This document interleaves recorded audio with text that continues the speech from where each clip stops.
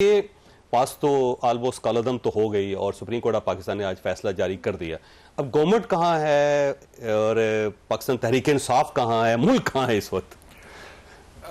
एक जमाने में एक तहरीक चली थी चेयरमैन माओ के जमाने में चीन में, उसे कहते थे ग्रेट लीप फॉरवर्ड, कि हमने आगे बढ़ना है बड़े कदम के साथ, लॉन्ग मार्च इसको कहते हैं। हाँ जी। उसके बाद ग्रेट ये इंकलाब के बाद तो एक होती है ग्रेट लीप बैकवर्ड्स, कि हमने पीछे जाना है पिछली की तरफ।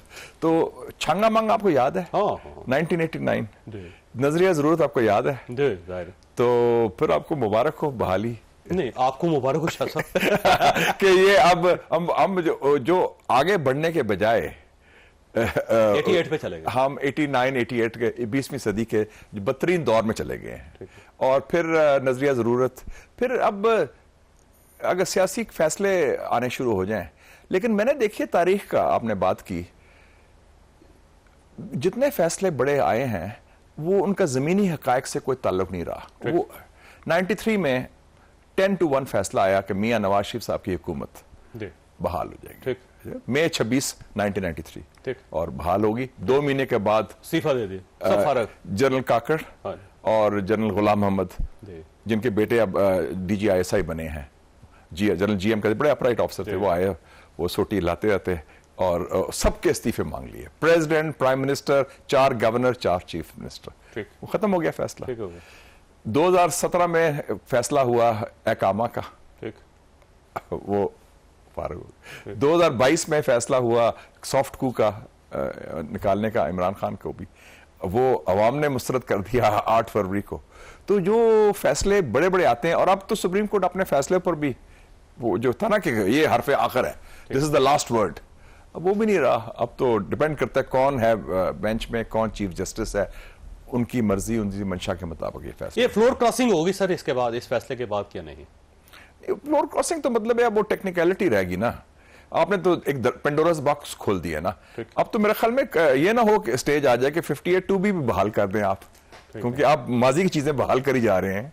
तो 58(2)(b) जो उसको बड़ा शान शौकत के साथ हमने निकाला था, और आसिफ अली जरदारी साहब ने निकाला था, हो सकता है इन्हीं की मौजूदगी में बहाल हो। हाँ, इन्हीं की, मतलब ये भी नजरिया जरूरत के तहत तो फिर हर कोई रोज है ना। ठीक है, उसमें तो आप बहुत वसी तर कौमी मफाद में फैसले करते हैं। तो उस वक्त आपने वो अमेरिकन एक सेइंग है, जब मैं स्टूडेंट था अमेरिका में, कि if it and broke don't fix it. अगर कोई चीज खराब नहीं हुई उसको ना छेड़ो। तो अगर एक सिस्टम चल रहा था अच्छा भला, और वो 25-30 साल से डिलीवर करा था सुप्रीम कोर्ट का कि ये सीनियरिटी होगी, ऐसे सिस्टम चलेगा, उसको आपने छेड़ दिया ना, तो अब उसका किस शक्ल अख्तियार करेगा, किस रुख जाएगा, उसके क्या नतायज होंगे, कई दफा फिर आपके नतायज कंट्रोल नहीं होते। गवर्नमेंट को जिम्मेदार समझते हैं आप इस सारे मामले में? जाहिर है, तो गवर्नमेंट ही इसको जारी ना, डेडलाइन वही दे रही है कि 25 से पहले क्या होगा, पता नहीं, खुदा ना खास्ता। मेरा ख्याल था कि गवर्नमेंट कहेगी कि इस वक्त हालत जंग में है मुस्लिम दुनिया, इतने बड़े खतरात हैं, पूरा सियासी मंजरनामा जियोपॉलिटिक्स तब्दील हो रहा है आपके इर्द गिर्द। अमेरिकन इलेक्शन होने वाला है 4 हफ्ते में, तो हमारा फोकस जो है, हम कोई की मेंढे की तरह उसी चीज पर फंसे हुए हैं, और आप उसमें भी नाकाम है। देखना, अगर उन्हें कहना कि जी आपने जावेद चौधरी को छोड़ना नहीं है, जावेद चौधरी साहब को पकड़ना है, कैदी नंबर 804 को छोड़ना नहीं है, उसमें भी आप फेल हो गए हैं, पॉलिटिकली तो नहीं हैंडल कर सके ना। तो उसकी खातर आपने एक गलती की ऊपर एक और गलती, फिर एक और गलती, तो वो फिर क्या रह गया? अच्छा, ये फरमाइएगा सर, ये जो तरमीमी बिल है, ये गवर्नमेंट पास करवा लेगी अब या नहीं, आपका क्या ख्याल? मेरे ख्याल में ये अच्छी भली सिचुएशन खराब होगी, लेकिन जिस तरह ये जा रही है मामलात, मैं नहीं कह सकता, क्योंकि गवर्नमेंट के पीछे एक पूरा सिस्टम भी है, और उस सिस्टम में दबाव भी आता है, कुछ लालच भी आती है, कुछ और फैक्टर्स भी आ जाते हैं। लेकिन जो टाइमिंग है इस वक्त बड़ा क्रूशियल है। एक इतनी बड़ी कॉन्फ्रेंस कई सालों के बाद पाकिस्तान में हो रही है, इस्लामाबाद में, शंघाई ताउन तंजीम की 15-16 को आपने बुलाया, चाइनीज वज़ीर आज़म 14 को आने का इरादा रख रहे हैं, और उसके अलावा फिर अब धरने के ऐलान में हो रहे हैं, वकील जो है बाहर निकल आए हैं, सुप्रीम कोर्ट तक लड़ाई की, कॉन्फ्लिक्ट की तरफ जा रहा है। तो इस सारी सूरत हाल में हमारी तरजीहात अगर वो रह गई हैं, तो मुझे समझ नहीं आती कि क्या आफत आ जाएगी कि अगर ये काम जो अभी आप करने के जा रहे हैं, अगर डिले कर लें, अगर मुशावरत कर लें, अगर बातचीत कर लें, उसमें क्या हो जाएगा? अच्छा, अब देखिए, गवर्नमेंट के पास 2 ऑप्शन है। एक ऑप्शन तो ये है कि इमीडिएटली इसी जुमे को, यानी कल या हफ्ते को या एतवार को, दोनों इजलास बुला के फौरी तौर पर इसको पास करवा के और इस चैप्टर को क्लोज करे, क्योंकि उसके बाद ज़ाहिर है वो फिर इजलास शुरू हो जाएगा। और दूसरा ऑप्शन उनके पास ये है जो मौलाना फजलुर रहमान साहब दे रहे हैं कि आप इसको अभी होल्ड करें, ये शंघाई ताउन तंजीम का इजलास होने दें, उसके बाद कर लें आप। तो गवर्नमेंट क्या करेगी, आपका क्या हाल? गवर्नमेंट के मेरे ज़हन में एक डेडलाइन लगती है 25 अक्टूबर की जी, लेकिन 25 अक्टूबर को फिर भी टाइम होगा, हफ्ता उनके पास होगा अगर 17 या 18 तारीख को करते हैं ये। डिपेंड करता है कि गवर्नमेंट के पास कितनी तैयारी है, होमवर्क है। पिछली दफा तो उन्होंने पसपाई हुई क्योंकि ना तैयारी थी ना कुछ था। तो अगर उन्होंने तैयारी की है, मेरे ख्याल में अभी पूरी तैयारी मुकम्मल नहीं है। और मौलाना साहब जो है बड़े जीरक सियासतदान हैं, बड़ी सोच समझ बूझ वाले लोग हैं, उनका मशवरा बड़ा साहिब मशवरा है। अगर मैं हुकूमत में हूं तो मैं कहूंगा कि ये ठीक है, कोई जल्दी नहीं है, होल्ड करें इसको। होल्ड करें। और कोई अगर गलत काम भी करना है तो कुछ तरीके से करें आप, लेकिन वो गलत काम को गलत तरीके से और काली में जैसे कहते हैं गलत टाइम पे करें तो वो फिर एक नहीं गलती पर गलती होती है तो उसके नतीजे पर ठीक नहीं होंगे। अब देखिए खान साहब की तरफ से ना प्रेशर, यानी पाकिस्तान तहरीक इंसाफ की तरफ से प्रेशर डाला जा रहा है स्टेट के ऊपर। उन्हें पता है कि यहाँ पे मलेशियन प्राइम मिनिस्टर है, तो 4 तारीख को उन्होंने अनाउंसमेंट कर दी, कंटेनर्स लगा दिए गए, उधर से कल निकल आएंगे गंडापुर साहब।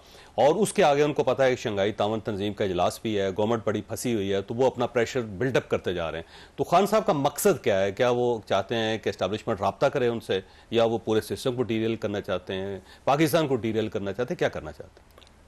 आपने मलेशियन प्राइम मिनिस्टर की बात की, मैं अभी वहां से ही आ रहा हूँ। नस्ट में आज बड़ी सेरेमनी थी, क्योंकि हमारे पुराने दोस्त रहे हैं ये अनवर इब्राहिम साहब। मैं उनको इंटरव्यू किया था जब यूथ लीडर थे, फिर फाइनेंस मिनिस्टर बने, डिप्टी प्राइम मिनिस्टर। अल्लामा इकबाल के बड़े शहदाई, उनको पीएचडी देगी नस्ट में, जो टॉप की यूनिवर्सिटी है पाकिस्तान की। तो मेरी मुलाकात भी उनसे हुई, बड़ा मैंने उनको मुबारकबाद दी। मैं क्या आपने दबंग स्टैंड लिया है लबनान पर, फलस्तीन पर। और मुझे बड़ा एक किस्म का अजीब लगा, मुझे खुशी तो बहुत हुई लेकिन अफसोस भी हुआ कि मलेशिया का प्राइम मिनिस्टर इस्लामाबाद में आके आपको एडवाइस कर रहा है कि अल्लामा इकबाल की टीचिंग्स को फॉलो करें। और कायदे आज़म ने जो कहा था कि 0 टॉलरेंस फॉर करप्शन, कहते हैं वो फॉलो करें। और कायदे आज़म को कोट कर रहा है कि कायदे आज़म ने कहा था कि करप्शन की, नेपोटिज्म की कोई गुंजाइश नहीं। और कहते हैं कितने अजीम लीडर। तो वो हमारे फाउंडिंग फादर्स को तारीफ कर रहे हैं, मलेशिया के वजीर आज़म, जिनकी जो कॉल हम भूल चुके हैं। और खास तौर पर करप्शन के हवाले से उनका इंटेग्रिटी, उनका कायदे आज़म का कैरेक्टर था, इंटेग्रिटी थी, अल्लामा इकबाल की वो सोच थी। तो वो हमें एडवाइस कर रहा था। मुझे खुशी भी हुई कि इतना हमारा इंपैक्ट है हमारे फाउंडिंग फादर्स का मलेशिया तक, जनूब। और वो लेकिन हमारे यहाँ तो उसका जो हम उसके कर रहे हैं उसके बरक्स कर रहे हैं। तो इमरान खान का देखें जी, इमरान खान एक बिल्कुल आजाद है इस वक्त, गो के जेल में है लेकिन वो किसी कंस्ट्रेंट से हारे। उसका he is a gambler without stakes, ठीक है। वो तो जो, और उसके पास एक ही हथियार है कि अगर आपने मेरे से बात नहीं करनी, या डील करो या फिर डिस्ट्रक्शन की तरफ जाओ, मैं तैयार हूं, मेरे पर पीपल पावर है, वो उसको मैं इस्तेमाल करूंगा। तो उसका तरीका ये होता है कि जो अरब भी कहते हैं कि कैमल को कंट्रोल में ना हो तो keep him under the tent, उसको ले अंदर सिस्टम में ले आए, एंगेज करें उससे। तो मेरा ख्याल में अगर हुकूमत में थोड़ी सी बसीरत भी होती, हिकमत होती, तो उसको एंगेज करते। अच्छा ये फरमाइएगा कि इस बहरान का एंड कहां पे होगा, क्योंकि ये चीजें फैलती चली जा रही हैं, कंट्रोल में नहीं है, ना स्टेट के, ना एस्टैब्लिशमेंट के, ना गवर्नमेंट के, ना सुप्रीम कोर्ट ऑफ पाकिस्तान के। तो कहां पे जा खत्म होंगी ये सारी चीजें? मेरे ख्याल में या तो इनको करनी पड़ेगी मदर ऑफ ऑल डील्स, ठीक, एक ही बात, वंस फॉर ऑल। और उसमें ये करें कि सबको ये समझ जाएं कि ये खिलार पड़ रहा है, ये एक शख्स, एक जमात, एक हुकूमत, एक इदारा अकेले ये मसला हल नहीं कर सकता, ठीक। और सबको शामिल करें बशमूल पीटीआई, बशमूल इमरान खान, ठीक। एक तो ये ऑप्शन है जो सेंसिबल ऑप्शन है, जो रीजनेबल ऑप्शन है। दूसरा फिर जिसे मैं कहता हूं एटॉमिक ऑप्शन, ठीक है। एटॉमिक ऑप्शन है कि फिर सिस्टम फारा हो जाएगा, सबको उड़ा दे। हाँ, so there is no mid point. मुझे ये नजर आ रहा है, ये ना मडलिंग थ्रू जिसे कहते हैं ना, खिंच थ्रू के हम गुजारा कर लेंगे, खिंच थ्रू के नहीं होगा, you can't shoot your way through. तो ये इट्स आइदर और की सिचुएशन हम पहुंच रही है अब, और मेरा ख्याल में वो 1 महीने तक पहुंच जाएगी, ठीक है। आपका ख्याल है अक्टूबर नवंबर के अंदर? हाँ, और उसके बाद अगर 5 नवंबर को ट्रंप आ गया, इलेक्शन जीत गया, इसका काफी इम्कान है, फिर सिचुएशन और चेंज हो जाएगी, फिर तो बदल जाएगी। हाँ, फिर मेरा ख्याल है इमरान खान साहब तगड़े हो जाएंगे। हाँ जी, वो तो है। और मेरी जो रिपोर्ट है कि इवन जो कामला हारिस के सपोर्टर्स हैं पाकिस्तानी, वो भी, उनकी भी सोच वही है जो पाकिस्तानी सपोर्टर्स ट्रंप की है, ठीक है, ठीक। इसका मतलब गवर्नमेंट के पास भी टाइम कम है और खान साहब के पास भी टाइम कम है। हाँ, टाइम यही है, नेक्स्ट 4 वीक्स 4 हफ्ते का टाइम है, ठीक है।